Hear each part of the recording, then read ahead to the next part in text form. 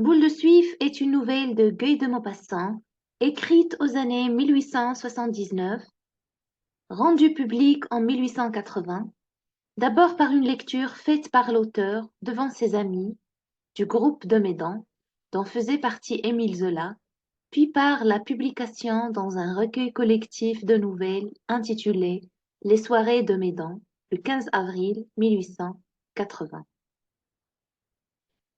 L'histoire se déroule en hiver, durant la guerre franco-prussienne de 1870.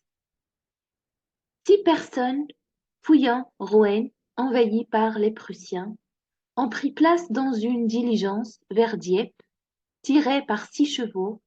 À son bord, un couple de commerçants, 2 couples de la bourgeoisie et de la noblesse, les Loiseau, les Carré-Lamadon et les Bréville, 2 religieuses, un démocrate au nom de Cornudet.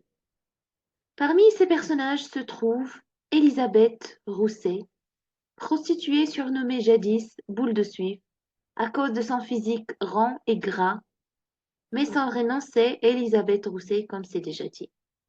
Ces personnages ont chacun leur tempérament révélateur de leur classe sociale. Ils s'inquiètent tous de la présence de cette prostituée avec eux. La neige ralentit la progression de leur voyage et les voyageurs ont tous très faim, mais Boule de Suif est la seule à avoir emporté des provisions et n'hésite pas à les partager avec les autres. Et ceux-ci oublient volontiers leurs préjugés durant le temps du repas. La diligence fait un arrêt la nuit dans une auberge à Toth, occupée par les Prussiens. Le lendemain, tous les voyageurs sont empêchés de partir et l'officier prussien leur fait un chantage. Il est interdit à la diligence de repartir tant que Boule de Suif n'aura pas couché avec lui. Mais celle-ci refuse de coucher avec l'ennemi. Les voyageurs sont au début tous choqués par le comportement du militaire.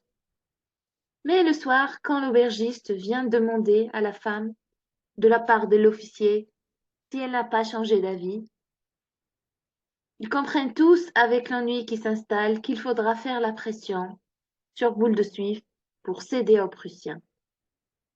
Au déjeuner du jour suivant, le groupe entier élabore une stratégie afin de la convaincre de se sacrifier pour leur intérêt. Au dîner, la plus vieille des religieuses explique à Boule de Suif qu'elle doit se rendre au Havre pour soigner des malades de la vérole. Et au soir du 4e jour, Boule de Suif finit par accepter ses avances et sauver les autres voyageurs qui pourtant la méprisent et l'évitent même s'ils sont libres de repartir. À l'heure du déjeuner, ils ont tous pu faire le plein de provisions, mais aucun d'eux ne donnera ne serait-ce qu'un petit morceau de pain à la jeune femme qui n'a pas eu le temps de le faire, étant trop occupée par la tâche dont on l'a chargée. L'espace clos de la diligence fait ressortir les faussetés et les bassesses de ces personnages de différents milieux sociaux. Les thèmes évoqués dans ce cadre de la guerre sont l'hypocrisie de la société, l'obsession alimentaire, la peur de l'occupant et le manque de liberté. L'histoire se termine sur Boule de Suif en larmes, consterné et désespéré.